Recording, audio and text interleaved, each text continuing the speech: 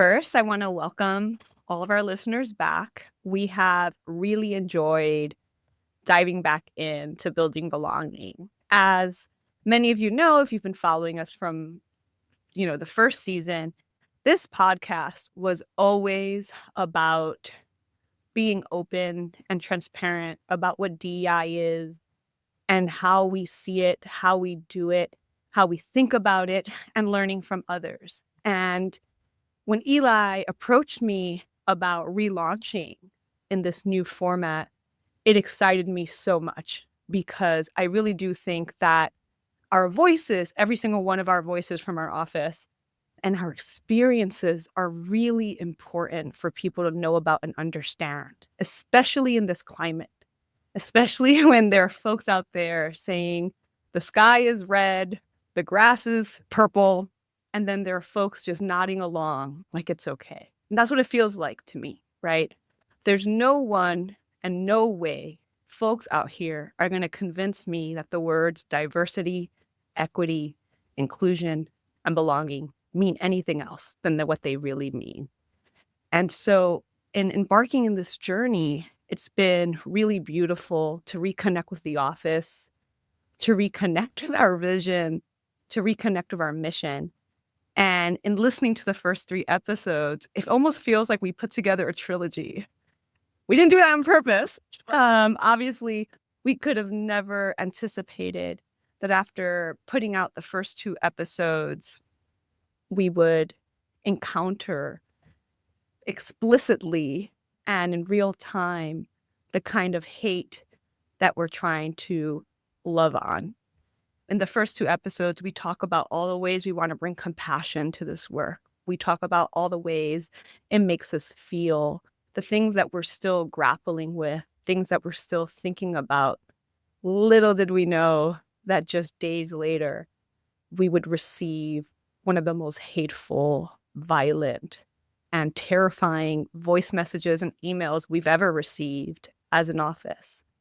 And when we sat down to record that day, the day that you hear this episode, I think you should know it was never our intention. We had a plan to record an episode that was completely different, but this was very heavy on our hearts and minds. And we decided this is what we came to do. This is what we said we're going to do. Why don't we just talk about what's really on our minds? And so that's what you're going to hear now. You're going to hear our very raw and real and live reactions to receiving hate mail. Love to hear your thoughts, and we really would love to have you in community with us in this work. Thanks for listening. Welcome to Building Belonging, a podcast of the New York City Bar Association and its Office for Diversity, Equity, Inclusion, and Belonging. Opinions expressed are those of the speakers and not necessarily of the City Bar.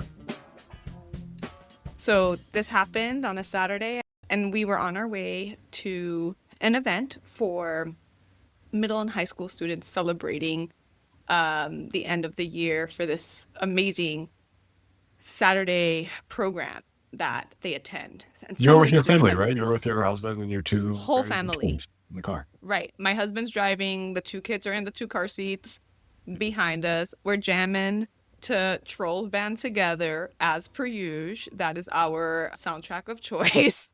I see I get a work voicemail on my phone. When we get voice messages, I get those emails saying, hey, you have a voicemail, listen to your voicemail.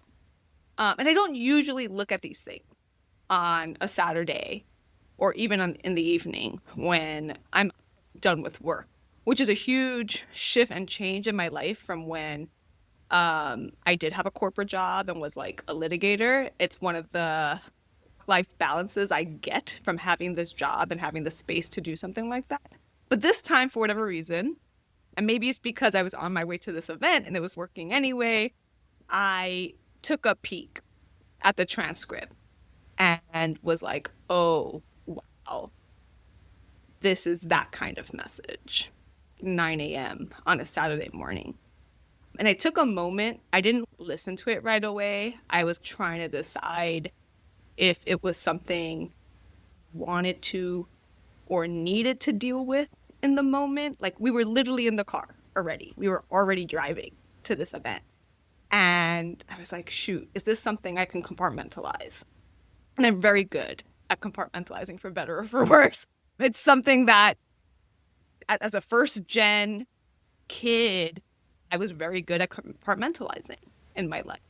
I would deal with all kinds of stressors and life shaking events as a child and have to go to school the next day without anyone to speak to about it, without anyone knowing what I was dealing with. And so being able to be like, okay, I need to take this thing aside and focus on this other thing is something I'm too good at, frankly. Now, as an adult, the tools to process trauma and therapists and all that stuff, obviously it's not something I prefer to do, and I try to be intentional about it.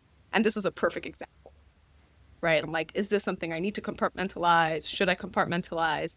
And I went back and forth a few times. And ultimately, once I had read a little bit of the transcript, I was like, wait a minute, I actually need to make sure that I'm safe, my family's safe, and people are safe.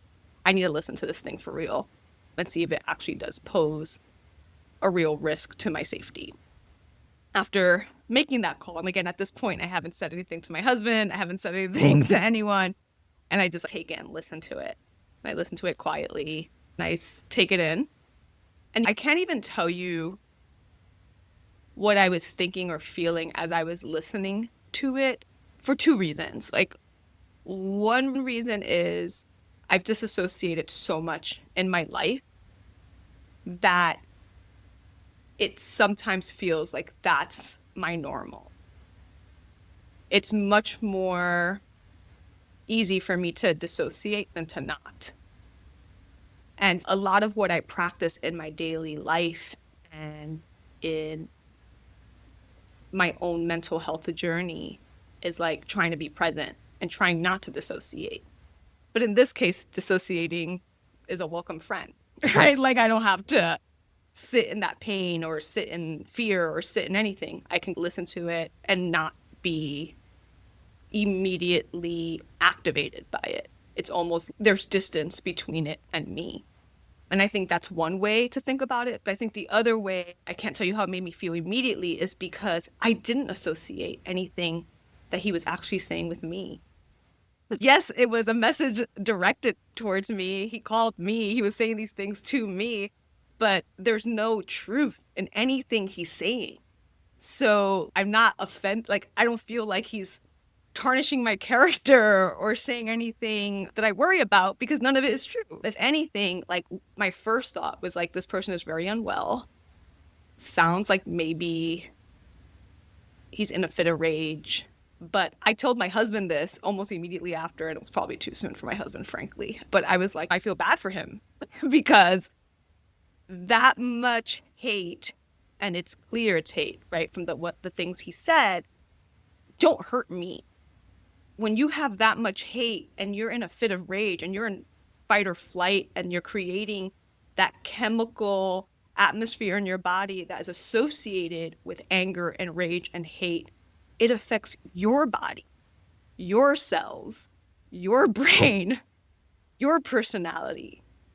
I remain untouched by it, right? And if anything, I'm in a car full of my family that loves me. We're singing to NSYNC and other great songs. We're on our way to an amazing event where we're going to be filled with love.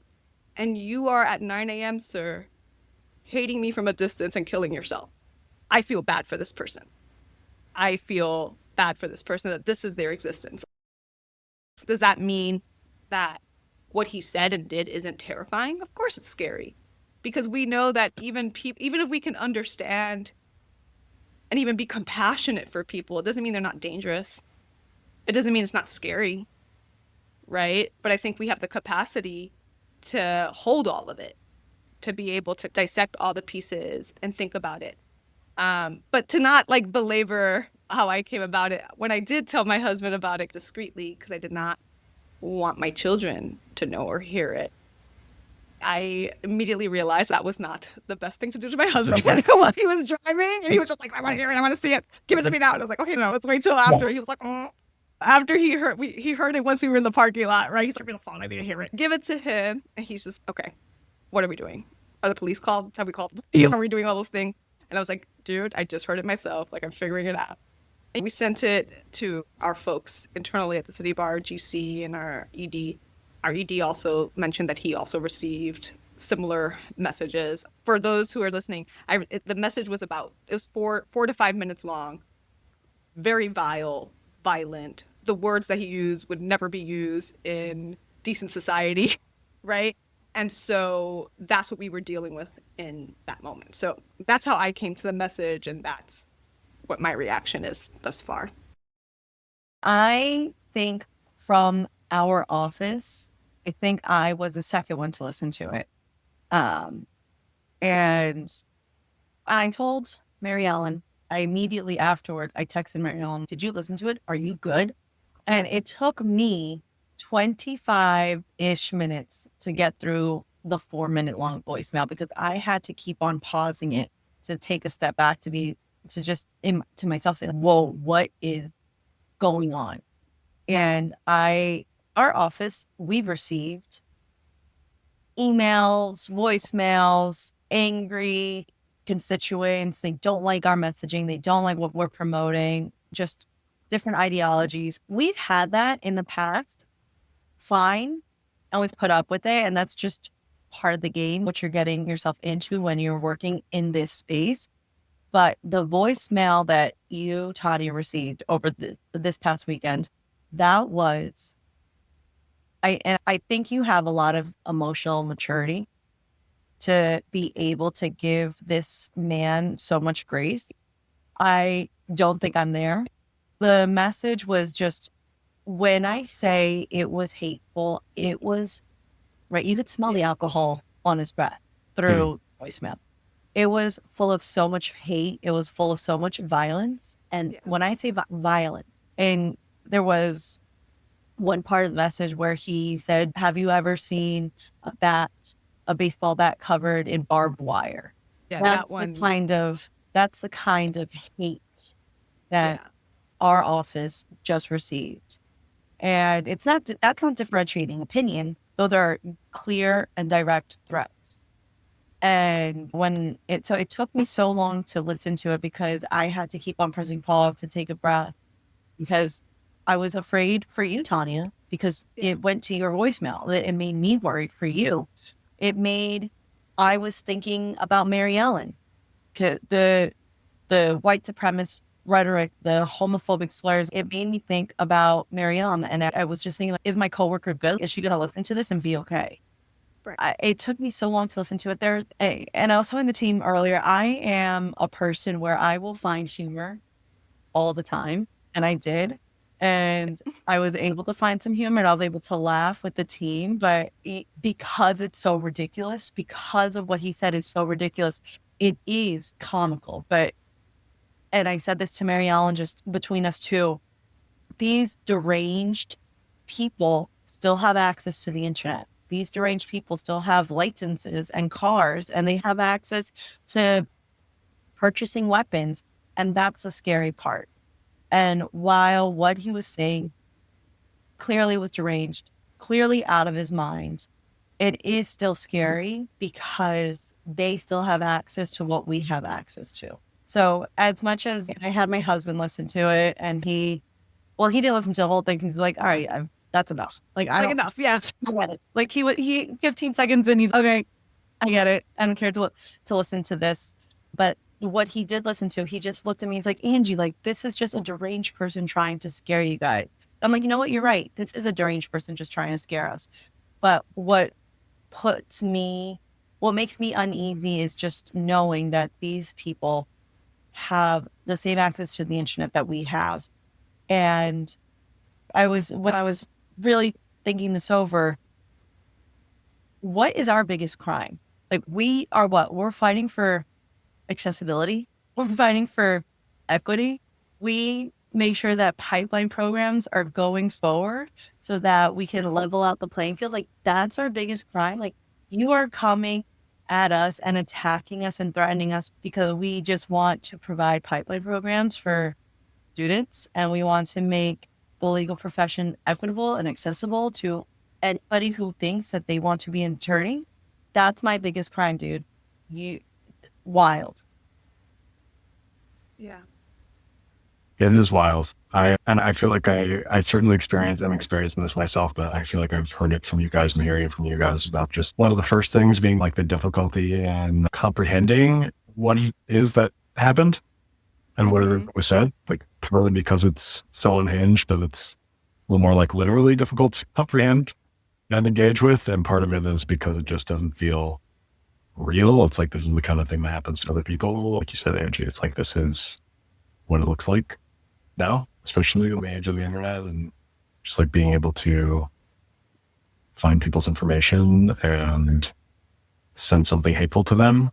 And also because like my maybe like flight reaction is something like, takes the form of this person's crazy, this doesn't matter, this doesn't touch me, this doesn't affect me, I'm just going to move on, which has something to it. I mean, this is an unhinged person who like I'm not going to give them the satisfaction of running and hiding, but it did happen. And one of the things that I think is hard for me to process is ultimately this person does force me to reckon with the thing that they did. I don't get to just move past it. And it is hard to have the emotional comprehension, just like the time and energy to understand what it means. But I feel like Tanya moving towards where it sounds like you reached for in that moment of actually, I think pity is a very powerful both weapon and antidote. Like that is where I'm getting to of like, so what, like, it just says like what is going on in this person's life. And we talk about, you mentioned a little bit, Tanya, we haven't really unpacked it, like the damage that white supremacy does to the minds, to the selves of the people who support it, how toxic it is. We talk about toxic masculinity and toxic white supremacy. It's like that toxicity to hold in your hands, you are the one exposed the most. And this really feels like an example of that, especially because it was so unhinged and deranged, like something was going on in this person's life. And it is sad. And ultimately, I think that is hanging on to steering myself towards that feeling, or at least that attitude, is also what puts me on the surest footing. I kind of am getting like a vision of a rat being pushed into a corner, right? Yeah. Because his go-to is to scare us. Like his go-to is to make direct threats to our safety, to our well-being, because the ulterior, like you can't debate us. You can't give me a logical. Yeah, that's right. Can't give me logic. You got nothing. You got nothing. So you're like a rat in a corner. You have nothing. So you're just going to cut through. And he is a rat. He's a rat. And he's just biting through flesh because he has nothing else. He has nothing else other than fear. That's right. I saw this meme recently that like, when you were talking about it, Angie, you just reminded me about it. And it was something like when a person cannot emotionally regulate for themselves, they fall back to trying to control other people. And you can think about that in so many ways, right? A parent and child relationship, a bad manager. Like literally any time someone is trying to take a controlling stance on anything, you can be like, can this person emotionally regulate? Like, why are you trying to control other people's actions and thoughts and beliefs?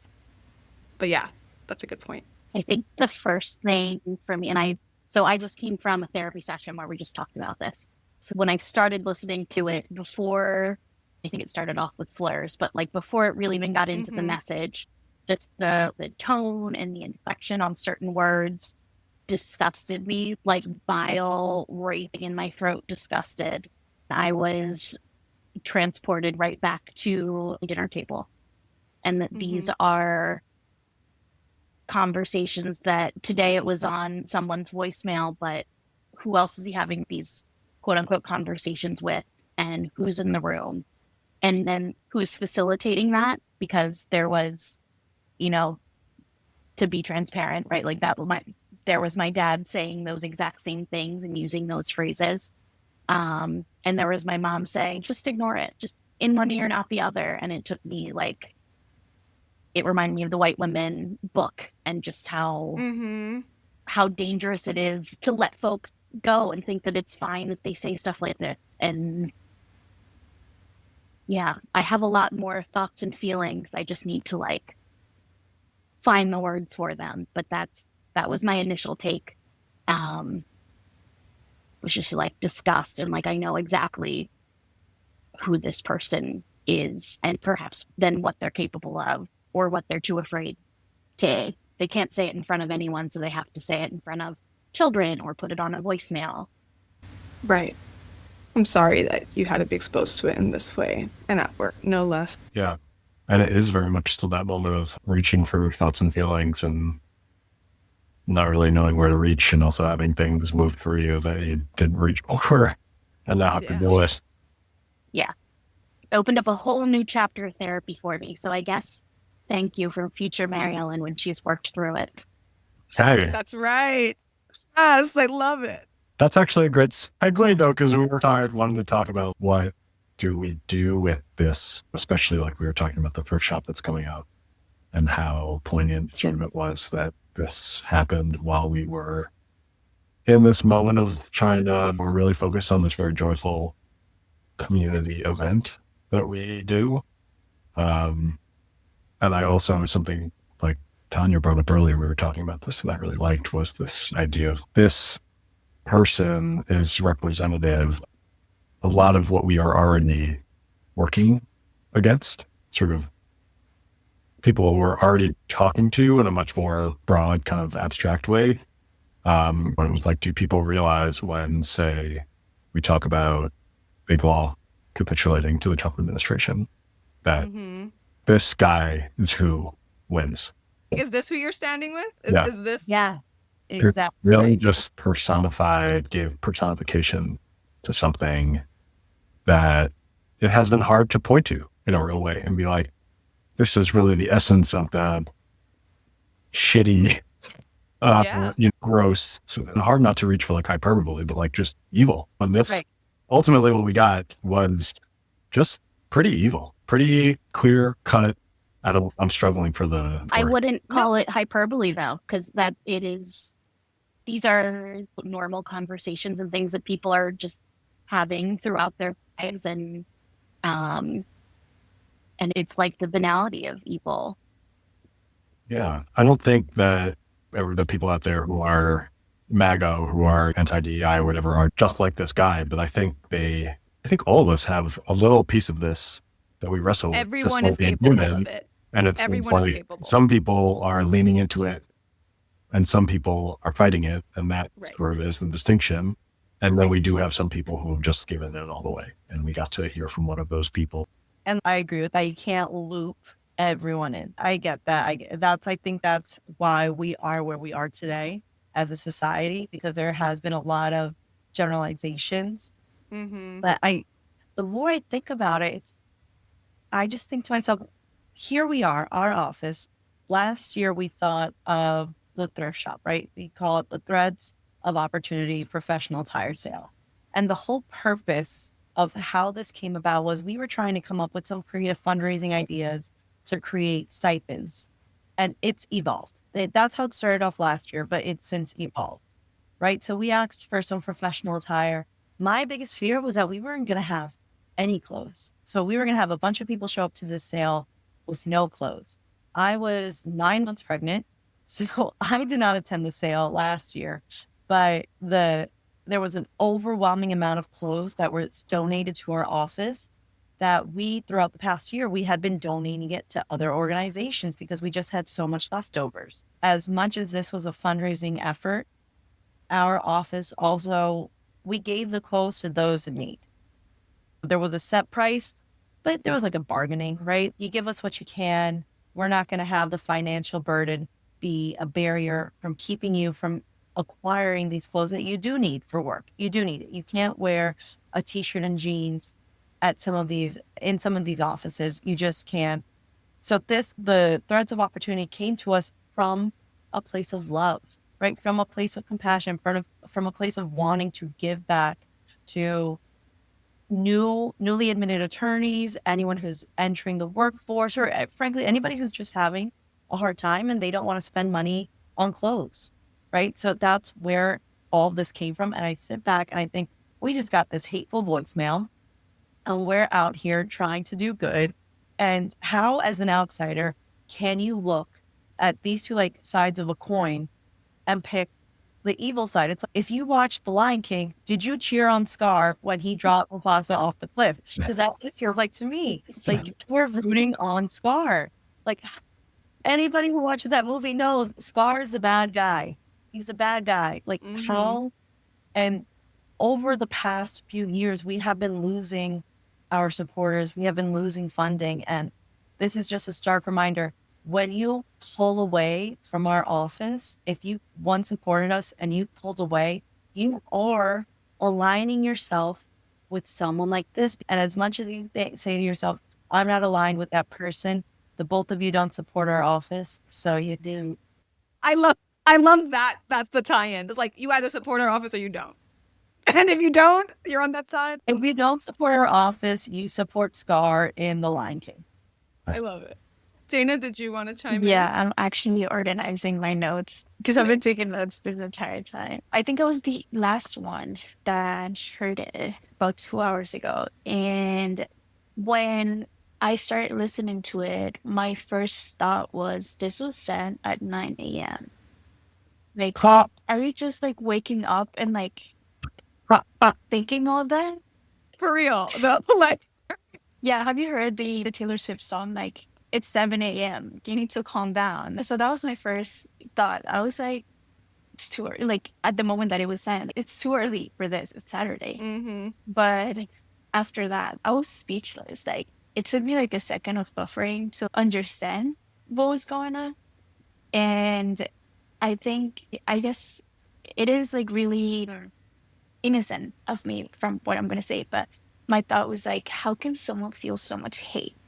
How can someone like feel this rage for things that, like what Angie was saying, that are coming from love, that are coming from like, all we want to do is help people. So how can someone feel like that and go out of their way at 9 a.m. on a Saturday and send a 4-minute, 5-minute long voice message?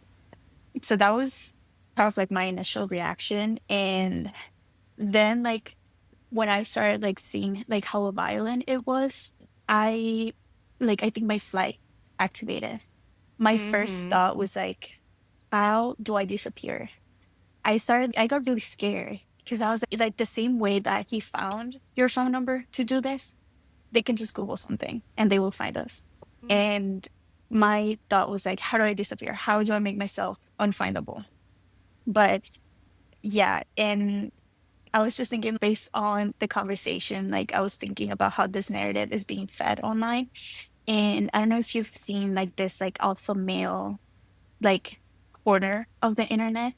And it's just crazy because like I feel like there's like when I'm like on social media, which is like a lot of the time, I feel like there's a separation because I think we're in a moment in time where hate online and like virtual hate is like super common.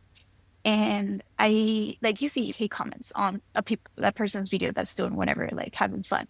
And there's always someone that's gonna. it could be the nicest thing too. Yeah. It could be like a baby kissing a puppy and they're like, fuck that baby. And then, You know, like it's crazy. yeah. And I feel like it has been so normalized. And I think even myself, like when I think about it, I see it and I say, "Ah, they're just haters. They're just haters online. Like it's just normal to see it and it shouldn't be normal." And that makes me think about like how this narrative of hate is being fueled by people online. And what I was like, my original point was that I feel like within myself, there's some sort of like separation between hate online and actual life and like real life. And hearing these things from a person that wasn't really like on a TikTok post on a comment, I was thinking like, this is real. Like people actually go out of their ways and do these things and it is dangerous. And I fear for my life. I fear for my family, and because we're like literally the faces of the office. And I was thinking like, how do we even do the work when we're literally the target? I don't know what you call like the center of the thing. Bullseye. Yeah, we're that. How do you even do the work when like you fear for your life? So then who's gonna do the work? Who's gonna push like the needle? So that's, I was thinking I was gonna say the same thing that you were saying, Angie. That's when people's support to our office becomes some sort of like safety net for us and for not only us but like everyone that's doing this work. And yeah, I think that's were my initial thoughts. It was really scary. Yeah. Yeah, and I want to emphasize that while I feel like I have the capacity to hold a lot of the nuance at the same time, I don't want to undermine how scary what he said is, right? I'm not trying to say have compassion, we're equals, all the stuff. Like, yes, our humanity is equal, but he has damaged his own, right? When you dehumanize others, you dehumanize yourself. You lose your own humanity because you lose your ability to love and have compassion for people who are different from you. You've allowed that dynamic to make someone less human, and by doing that, you've made yourself less human. It's that double-edged sword. So I don't want to undermine it. I think there's so much that he said that was truly horrific. I'm not going to pretend it's not. Like, it was truly horrific. And it's one of those things where, like, in the moment, I, again, really good at disassociating. I have a black belt in disassociation. Like, in this case, those survival tactics that got me to where I'm at actually kick in and help me. Disassociation is not helpful for me in most cases as an adult in this career, but in cases like this, it actually is a little bit helpful, right? Yeah. And so I'm going to lean into that. That's my super strength. That's my secret strength, right? I've shared this before, but like, I'm a survivor of gun violence, right? That has changed my nervous system for the rest of my life. That has changed the way I think about danger for the rest of my life. And so all I can do is the best that I can with the skills that I have and try to be better. And we keep on asking, like, how did he get this way? Why can people get this way? And we started talking about it. Eli, you brought it up. Every single one of us is capable of being that man. I don't care how holy you are, how great you are, every single one of us has the capacity to be that person. And if we had all of his experiences, we probably would have ended up like him too, right? What you practice grows stronger. And if you are in an echoing chamber that is giving you this one message all the time, you don't even have the capacity to look beyond it. And that's what's scary about it. And that's why we know what's happening is scary, because there are more and more people getting into bigger and bigger echo chambers that will reverberate this message. And so if we want change, if we want people to have the opportunity to see beyond that and to be beyond that, there needs to be exposure to other things and safe places and opportunities to allow people to be open to those things. But I just have to emphasize, we are all capable of being narrow-minded, of seeing it one way. And I could think of times when I was younger and I had very specific views about things that, if you don't, like, now are very different. I grew up in a very Catholic household. You want to talk about my views on abortion when I was younger, when I didn't have my own ideas about things? Very different, very different. Or on any other topic, right? But we all have the capacity to be the worst of humanity. And we all have the capacity to be the best of humanity. And that's where free will comes in. And that's why what we do is about, like, your own choices and who you want to be. And I want to add, I want to tell you, that's why our work is so important. Yep. Because I like this, our work, we are literally combating that hate. And like you said, Tanya, it's like, it's an echo chamber. Like, they are manifesting. They are those like zombie mushroom things in The Last of Us. That's just like, they keep on growing and they're getting stronger and stronger. And they're just like living in the ground and they're like getting bigger. And they're becoming more organized and they're talking to each other. And frankly, like this man's goal at the end of the day was to scare us so much that we would stop doing what we're doing. That was his goal. And I think that's why our work is so important, to continue doing what we're doing. But it's scary. Like, we're doing what we're doing, but that's the reaction that we're getting. Well, we're just out here doing good. We're just trying to create a legal profession that mirrors the society that we all live in. That's our overarching goal. His is to silence us. And that's what this administration has been doing by cutting funding, by cutting DEI, by making DEI now a dog whistle, by using that against us. And I think, to go off of what you said, like, that is why our work to continue our messaging is so important, to fight the echo chamber of white supremacy. And to your point, like, what you just said brought up two things for me. Look at what we're doing with this message. Bro, I made a LinkedIn post. We now have a podcast about it. And it's like, okay, boo-boo, you want to send your little hate over here. You know what we're going to do? We're going to take that hate, we're going to hug it and love it, and we're going to turn it into love and education for the rest of the world. Thank you. Thank you for the opportunity. This is how you turn obstacles into opportunities. We appreciate you for allowing us to provide a model for others. The second thing I thought was, because I think one thing I want to steer us away from is making assumptions about the role this man plays in the real world, in real life, right? And one of the questions we ask is this man a lawyer? And if I were a betting woman, I would say, yes, I bet he is.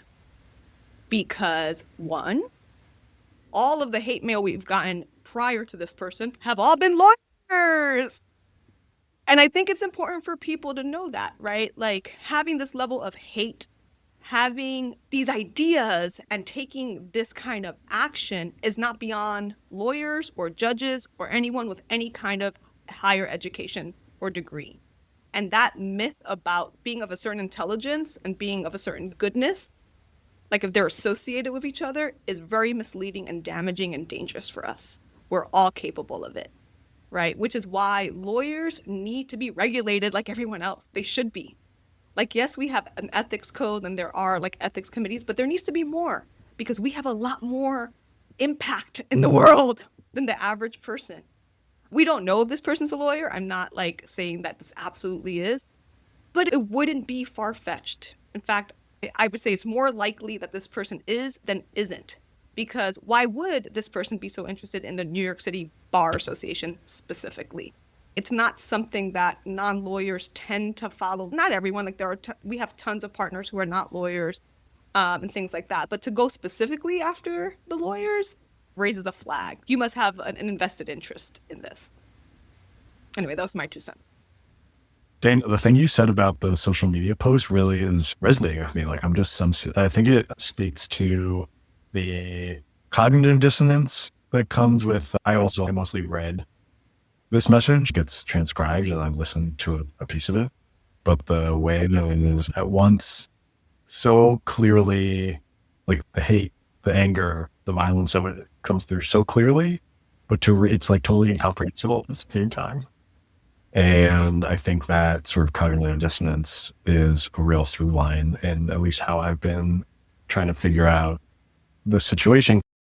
It's hard to make sense of my response, because I have that built-in reaction of wanting to be like, let's cut this guy out. This is who we're to like now line up along, not along party lines, like line up just along like ideological lines and be like, it's us and this is them and it's us against them.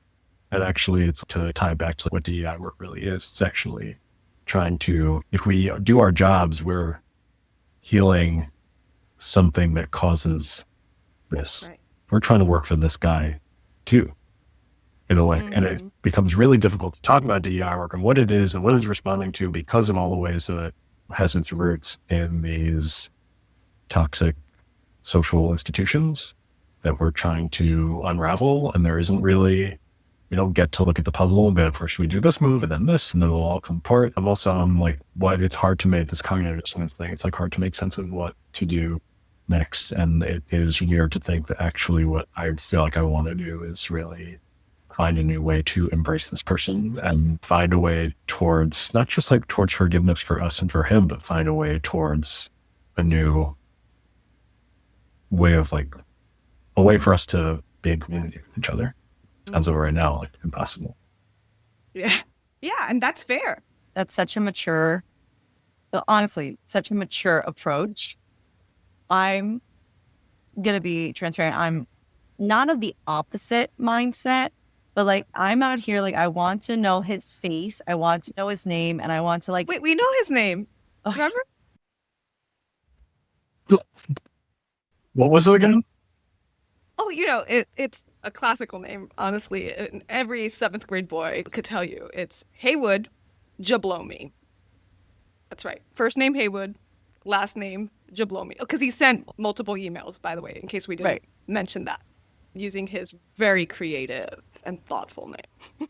I think the approach, so obviously like Eli and Tanya, you are both very mature and very right in the sense of like how we should be embracing these people to show them the light, right? Show them. No, I don't think that. I'm not saying you have to embrace them, because I think you're right, Eli, what you were saying at the end there, where you're like, we can't be in community. Yeah, it's not about this guy. It's about like what can be in community, not can't. Oh, I misheard you. Yeah. No. I mean, here's the thing. I think you can have compassion for someone and still make sure that you're putting your safety as your priority. What I'm saying is be hard on the issue and soft on the person. I don't think this is someone I would ever be in community with. This is not someone I would embrace on the street, right?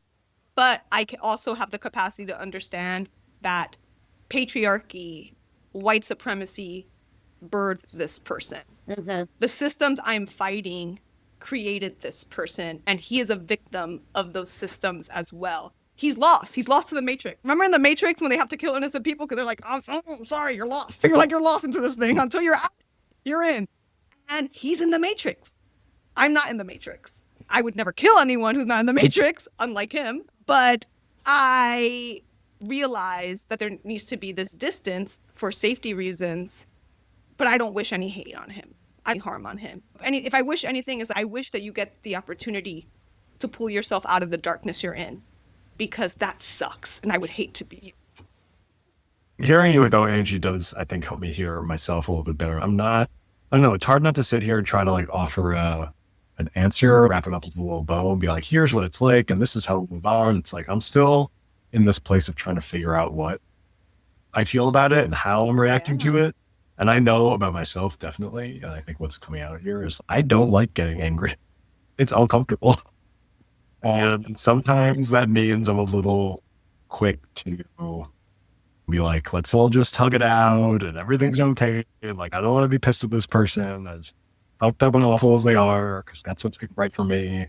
I don't know. It's funny. I go back and forth with my partner about this all the time, because she will not stand for shit. And she runs to the barricades and is like, let's fight it out. And we balance each other that way, but I worry about sticking my head in the sand. I really need that example a lot of the time. And actually, I feel like I need your example too of like, this shit cannot stand.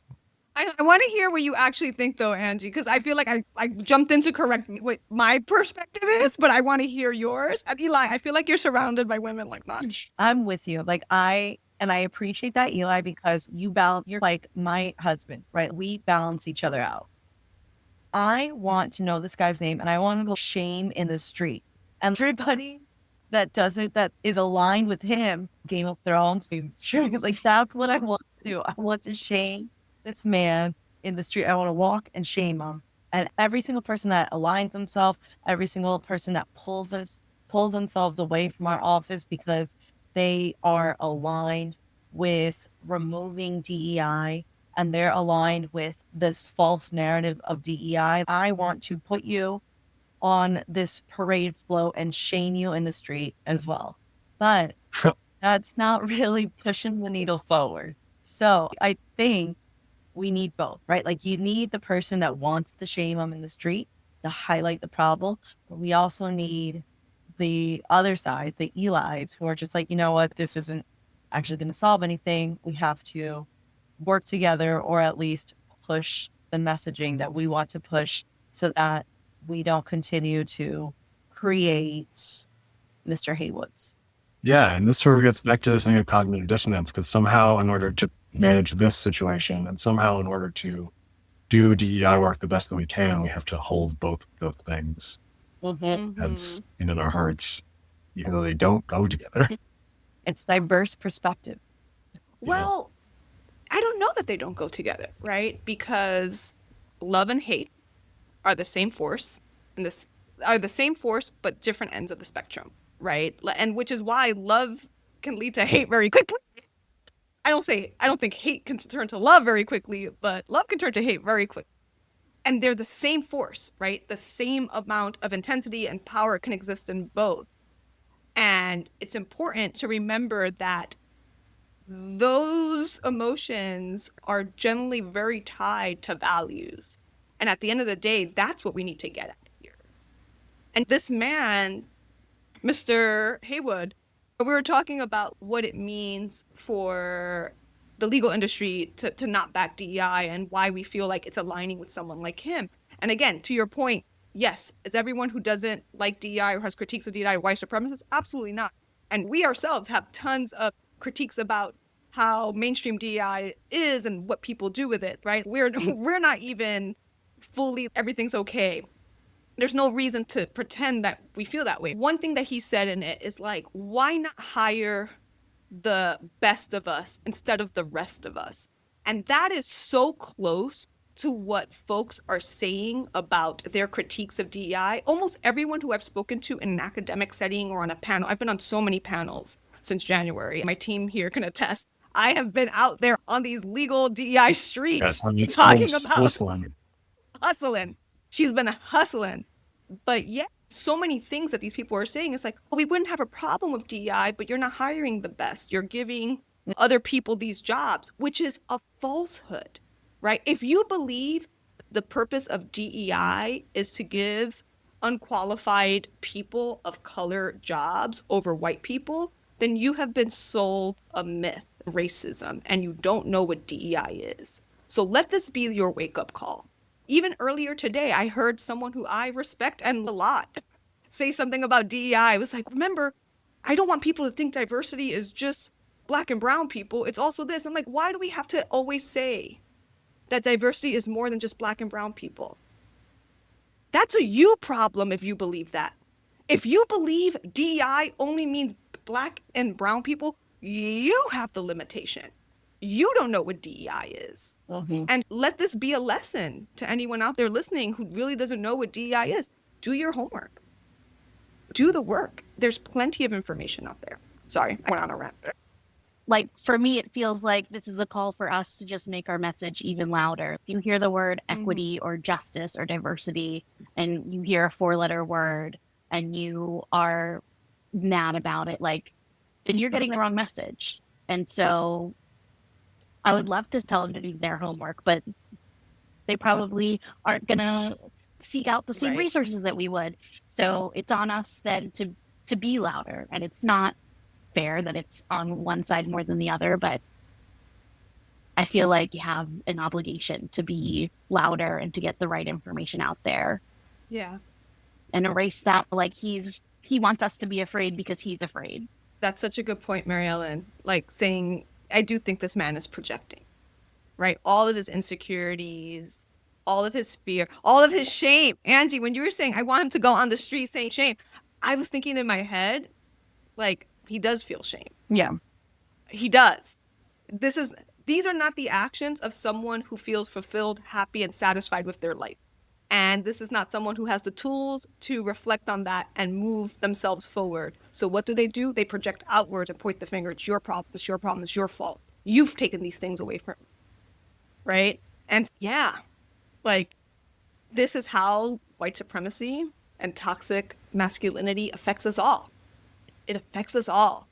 Even the men who are the, like, foot soldiers. Probably them more than anyone. Yeah, I was thinking, like, you're definitely not happy. Like, you're doing this at 9 a.m. on a Saturday. Go for a walk. Like, we will not let go of the 9 a.m. on a Saturday, sir. Like, you should be sleeping. Yeah. That's the thing. You gotta make sense. Yeah, I don't know how I missed that. 9 a.m. on a Saturday? Like, I'm changing my Correct. son's diaper. Dude, go for a walk. Don't you have chores? This is what Angie always says. Like, don't you have laundry? Don't you have something to do? Like, there's something to do in your house. I'm sure of it. Yeah, I was thinking, I don't know if you guys have watched this movie, Don't Worry, Darling. It came out about 2 years ago. Mhm. 2 years ago. And sorry, I keep getting back to social media, but I was thinking that, like, how dangerous the algorithms have become. And I don't think people talk much about it because, like, I see that all the time when I'm scrolling, and the more, if I stay watching a video, I'm getting more of it. So I'm thinking of Don't Worry, Darling, about hairstyles, like how he was like encapsulated in this like alpha male world, and he became unwell. He did the things that he did. I was thinking like how people, because I know you were saying like, and his actions are coming from like his experiences and whatever he has lived, and then he's seeing all these things everywhere. So I was thinking like I wrote the 4 times because I don't know if social media has had such an impact on giving a platform to these people to like to push this narrative of hate. So I guess I was just thinking about how people could like get out of this cycle of not seeing the reality, because that's what I was thinking about Don't Worry, Darling.